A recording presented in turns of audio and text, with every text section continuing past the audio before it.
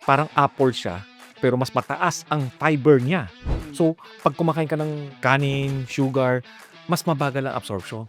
So, 'pag mas mabagal ang absorption, mas hindi tataas ang sugar natin. Hindi siya saturated fat lang, mono-unsaturated fat, napakaganda sa ating katawan. Siya yung good na klase ng fat. Yung Panglinis ng ating gut.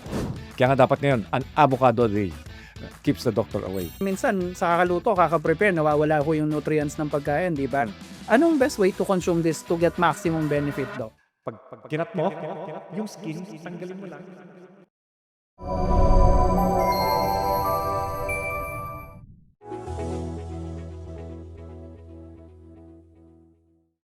Good day mga kababayan! Welcome sa isa na namang episode ng Medico.ph at this week, babalik tayo sa isa sa mga paborito nyong topic, yung mga tungkol sa pagkain at nutrisyon.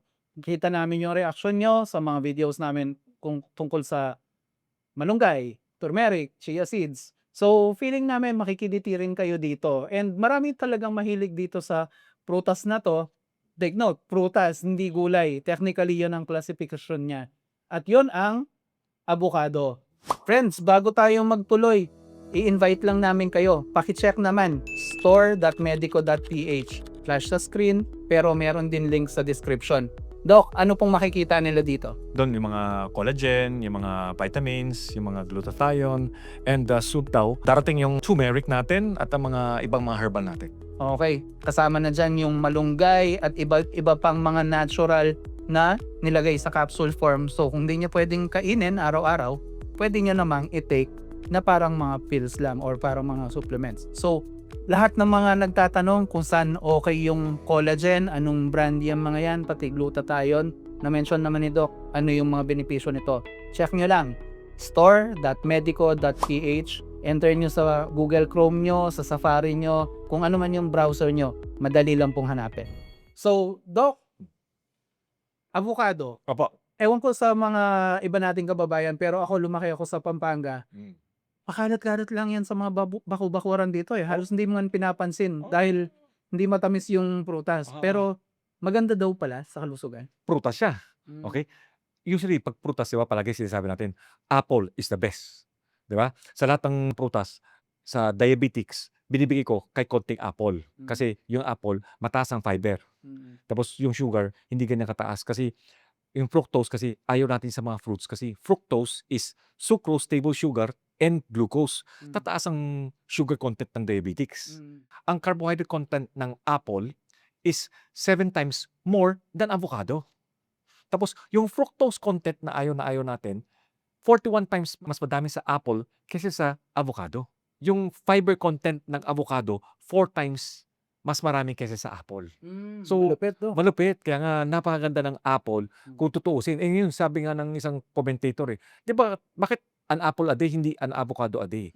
Kasi, dati kasi, akala kasi natin, masama kasi yung mga cholesterol. Yung sugar, hindi masama. Ngayon, ang fat content ng avocado is 154 times more than apple. So kahit prutas siya, may posibleng may fat. Oo, Avocado. mataas ang mono-unsaturated fatty acid niya. Parang Mediterranean diet Okay. na maganda siya sa kalusugan natin. Mono-unsaturated fat. Hindi siya saturated fat lang. Mono-unsaturated fat. Napakaganda sa ating katawan. Siya yung good na klase ng fat. Yes. Yung saturated, yun yung galing sa junk food, di ba? Tsaka sa masamang pagkain. Yes. So, yun ang ayaw natin na saturated. Gusto natin unsaturated, which is itong avocado, napakarami. Okay. Kaya nga dapat ngayon, an avocado a day keeps the doctor away. Doc, eto, balikan lang natin yung fiber. Siguro dapat magka-episode din tayo dito eh. Pero lagi nating naririnig, maganda sa kalusugan. Yes. Ang una ko naiisip, Doc, as a layman, maganda siya sa digestion natin. Sakto. Pero sa heart health din po ba? Napakataas ng benefit sa heart health. Napakaganda kasi sa heart health. Bakit? Yung fiber, pag kinain mo, pag kumain ka rin ng mga carbohydrates, parang apple siya, pero mas mataas ang fiber niya. So, pag kumakain ka ng kanin, sugar, mas mabagal ang absorption. So, pag mas mabagal ang absorption, mas hindi tataas ang sugar natin. So, maganda sa puso natin. Number 2, yung fiber content nun is pangtanggal ng panglinis ng ating gut. Tama. Gut. Tapos nabubusog tayo palagi. Ayaw natin kumain na. Then ito ay pagkain sa mga healthy bacteria. Pag magandang healthy bacteria mo, may link kasi siya with the heart and with the brain na nagpapaganda sa brain at heart. Pagka junk food ang kinakain natin, iba ang ecosystem ng gut natin, mas pangit. Ang dami pong ganyan, no, ng mga bagong studies, Doc, na traditionally, ang medisina, yun lang physiology mo yung tinitignan niya. Pero Yes, coach. lately, sabi nila yung biome mo. Kumbaga, kung ano yung mga nakatira sa loob mo, malaking impact sa health natin. Sobrang laki. Next time, pag-uusapan natin yun. Oo nga, Ayan. magandang topic yun. Ayan. Ngayon nga, sabi nga dati, dikit-dikit yung mga overweight, mga 163 na tao na overweight sila. Binibigyan nila ng avocado, mga kalahating pisngi lang for 12 weeks. Napansin nila, yung bile acid concentration nila sa pagdudumi, nababawasan. Bakit? Kasi pag mas mataas ang bile acid na concentration sa tiyan natin, mas mataas ang inflammation. Pag mas mataas ang inflammation, tataas ang cancer. Okay. Colon cancer. So, Yun lang. eto, pag kinain niyo yung avocado, mas mababa ang colon cancer nila. Tapos, marami silang good bacteria like yung mga Faecalibacterium, Lactospira, and Alistipes na naggaganda ng short chain fatty acid na nagpo-produce, no? Kasi yan ang pinoproduce ng mga good bacteria. Good short chain fatty acid na nang tumutulong sa protection sa ating colon. Pag protektado yun, mababawas ang inflammation. Tapos yung mga leaky gut, yung mga pangit na dapat ilalabas na, pumasok pa, pumunta sa puso at sa ating utak, nagkakaroon tayo ng autoimmune disease. Tapos pag gano'n, yung cancer, mas maraming cancer. Ito, pag mas marami yung short chain fatty acid natin, bababa ang cancer natin. Okay. So, kumbaga, maliban sa pinapabagal niya yung absorption nitong mga sugar na alam naman natin hindi maganda lalo na pag sobra sa katawan, yung paglabas ng dumi natin, ginagawa niyang efficient flow. Eksakto rin. Efficient pa. Sabi niyo nga, kumbaga, yung maliban sa fiber, yung unsaturated fat niya, tinutulungan tayong labanan yung bad cholesterol. Tama po. Yung LDL, bumababa. HDL, tumataas. Triglyceride, bumababa. Yun. Super dami palang epekto nito, Do. Yes, coach. Tapos, number 2, nutrition breakdown. Isa-isayin natin. Calories, 322. Fat, maganda ito sa ketogenic diet. Then, may protein siya, may carbs. Yung fiber content niya, kalahating pisngi o 200 grams na avocado, yung fiber content niya, yung dietary requirement natin, kalahati na. Ganun karami. Yan ang katindi. Tapos may carotenoids. Ang carotenoids, ibig sabihin yung precursor ng vitamin A na maganda sa ating mata. Tapos, pag kumakain tayo ng ibang gulay, pag kumain tayo ng avocado, may mga vitamin A rin sa mga gulay, mas na-absorb pa ng ating katawan. Pati yung, hindi lang A, pati D, pati E, pati K, naka-absorb. Napakaganda. Sabi niyo nga yung ADEK na yan, sila yung ilan sa mga pinakamahalagang nutrients, di ba, Doc? Yes, coach. Lahat yan ng mga essential na mga fatty vitamins natin na kailangan natin sa katawan. Fat soluble nga. Yes, yes. Pag fat soluble, kailangan may pagkain para mas ma-absorb. Yun mga yon, maganda rin sa mata, tapos sa immune system. Then, may vitamin C siya. Okay? Yung vitamin C, ang content niya is 22% ng daily value natin. So, tandaan natin, importante ang vitamin C. Kasi hindi tayo gumagawa ng ating sariling vitamin C. So, kailangan natin outside source. Usually sa mga prutas, avocado and citrus, tama ba, Doc? Citrus. Yan, sa citrus. Ito, Doc, in other episodes na mention nyo, mahalaga rin itong vitamin C para ma-absorb yung mga ibang mga nutrients. Yes, coach. Ang vitamin C kasi, pag wala kang vitamin C, hindi ka makagawa ng sarili mong collagen. Wala tayong collagen. So, duduguin tayo, pangit ang bone, pangit ang joints, dahil wala tayong vitamin C. And sabi nyo nga, pati yung aging ng skin, pag pangit ang collagen, na bumibilis, di ba? Bumibilis. Tapos, ito ay nakakatulong sa yung most powerful antioxidant kasi yung vitamin C. Yung mga circulation natin, yung mga barado-barado, yon sa endothelium natin, napakaganda. Tapos ang vitamin C, nakakaihi ng uric acid, uricosuric. Tapos gusto mong gumawa ng carnitine para pumayat tayo, vitamin C. Tama nga ba, Doc? Pati yung mga ibang supplements gaya ng glutathione, kailangan ng vitamin C na kasabay. Para mas gumanda, para mas epektibo. Yun. So, avocado is a great source of vitamin C. Yes, coach. By the way, konting flag lang mga kababayan. alam naman natin sa panahon ngayon, yung pagkuha nitong mga nutrients sa pagkain, minsan medyo challenging. Swerte, yung mga mayaman sa mga nutritious, lalo na organic na pagkain, mas puro yung bato ng nutrients sa inyo. Pero sa mga tao medyo fast-paced yung buhay, which is a lot of us, to be honest, lalo na yung mga tagalungsod, minsan hindi na ganun ka-fresh yung mga dumarating sa atin, minsan hindi ganun kayaman sa nutrients, kaya kung minsan, kailangan nating mag-supplements para mapunuan, di ba, Doc?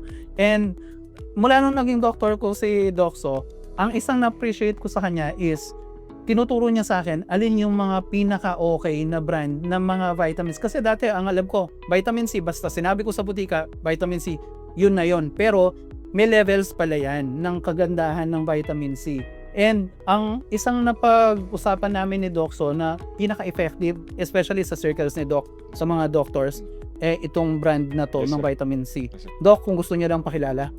Itong True Alkaline C kasi, pharmaceutical grade. Pag capsule kasi siya, pag binukas mo siya, crystalline siya. So pag parang betsin, crystalline, ganun kaganda yung formulation niya, hindi lang siya powder. Kaya nga pag linagay mo sa tubig, ginanon mo siya ng 5 beses o 10 beses, as in clear, malalasahan mo na lang siya. At alkaline po ito, kasi yung mga acidic naming mga pasyente, pagkainom nito, hindi lalong sumasakit. Parang nababawasan daw yung sakit ng sikmura eh. Okay? Then, yung absorption ng vitamin C niya, dahil alkaline siya, mas magandang absorption ng vitamin C niya. Then, yung ibang kasama namin, nagpakita sa akin ng vitamin C. Sabi niya, Dok, pagbukas ko ng vitamin C, kasi tinuro mo sa akin binukas ng vitamin C, medyo kulay yellow. Pag kulay yellow na medyo tumatanda na, yung medyo nasisira na yung vitamin C content niyan. Then, may mga iba nga, dinudurog, ginaganon, medyo maraming latak. At siyempre, tinatawag ng binder. Okay? So, ito, pag binukas mo, nilagay mo, walang latak.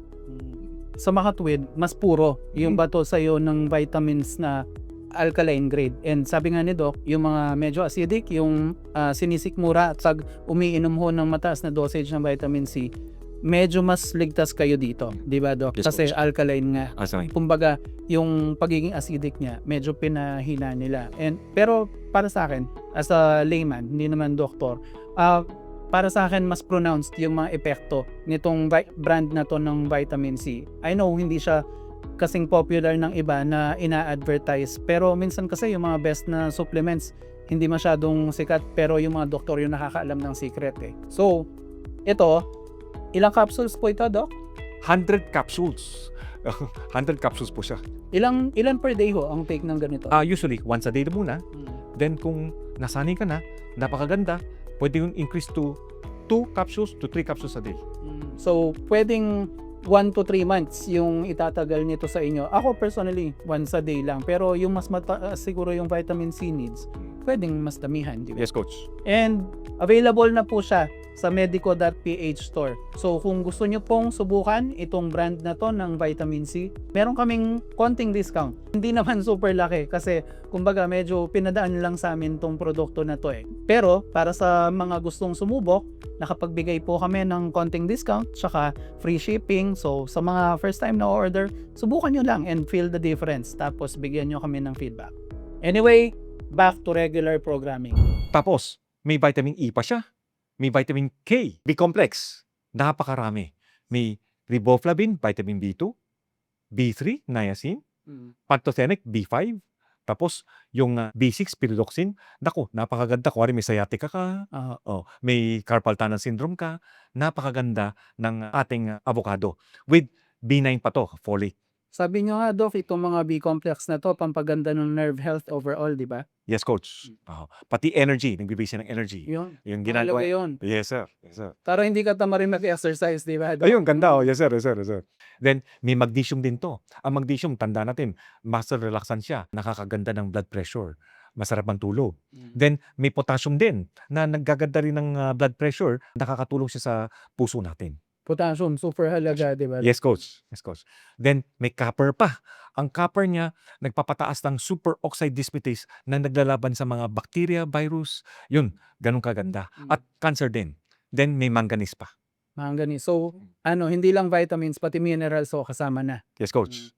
Then, pangatlo, nagpapababa siya ng heart diseases. Dahil pinag-usapan na nga natin, monounsaturated fat siya, nagpapababa siya ng LDL, nagpapataas siya ng good cholesterol, tapos ang studies niya, sinabi niya, 16 to 22% decrease in coronary artery disease. Napakalaki nun, Doc. Yes, coach. Almost about 1/5 no, to 1/6 na patient, no?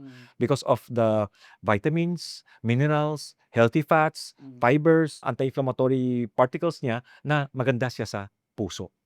So, pagka vegetarian ka pa na kulang ka sa oil kasi vegetarian, kulang siya sa mga vitamins na oil-based. So, ito, nakakatulong to sa mga vegetarian para ma-absorb yung A, D, E, K. Then, pang-apat, mataas siya sa antioxidant and anti-inflammatory compounds. Ano mga yon?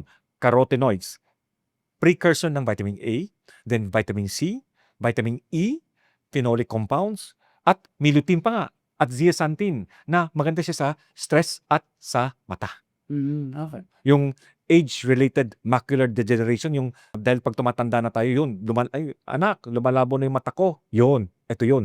Nakakatulong yung avocado para sa age-related macular degeneration. Then, sa pagmatanda, yung cognitive, yung medyo makalimutin na, yun. At sa puso, nakakatulong rin po ito. Panglima, pinaka-importante, nakakatulong siya sa pagbawas ng timbang. Malaking bagay ito, Doc. Malaking bagay po. So, kasi nga, pinag-usapan natin, ang monounsaturated fat, maganda to sa visceral fat. Ang visceral fat nag-i-increase ng inflammation. Ang visceral fat ang hirap paliitin. Ito ay nakakatulong sa fatty liver. And re-remind lang namin kayo, in case hindi nyo napanood yung episode about sa visceral fat, hindi yan necessarily yung bilbil nyo. Yan yung mas malalim pa doon, yung mga Yes. nakabalot sa organs nyo. Yes. And sabi nga ni Doc, visceral fat, isa siya sa pinaka-dangerous na klase ng fat sa katawan. So, kung itong avocado nakakatulong na labanan yan, ano na lang bang ipasok nyo sa sistema nito? Now, di ba mataas ang monounsaturated fat niya? Ito pa kasi, di ba, kalahati ng fiber ng daily value natin nadudunan sa avocado sa isang peraso lang, o kalahati pa nga lang. Ito ay nakakatulong to kasi pag mataas pala ang fiber content na kinakain mo, mas mabilis kang pumayat. Baka may sense kasi nga, Doc, hindi ka nagkakaproblemang ilabas yung mga in-intake mo, di ba? Tama. Tapos ito ay independent to, independent kung anong kinain mong calories at macronutrients, no? Independent pa siya. Yung parang itong fiber intake siya, malaking factor sa pagpapapayat.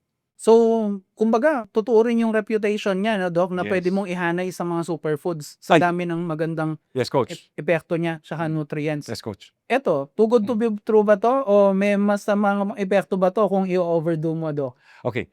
Meron tayong mga precaution. Number one, meron pala siyang persin. Yung prutas na yon, may persin na fungicide na hindi ganyan kaganda sa white blood cell natin. So, mas mataas ito sa dahon. Kaya nga bawal kainin yung dahon, yung stem, yung skin ng stem, ayaw natin. Kasi mataas siya na baka masira yung liver natin.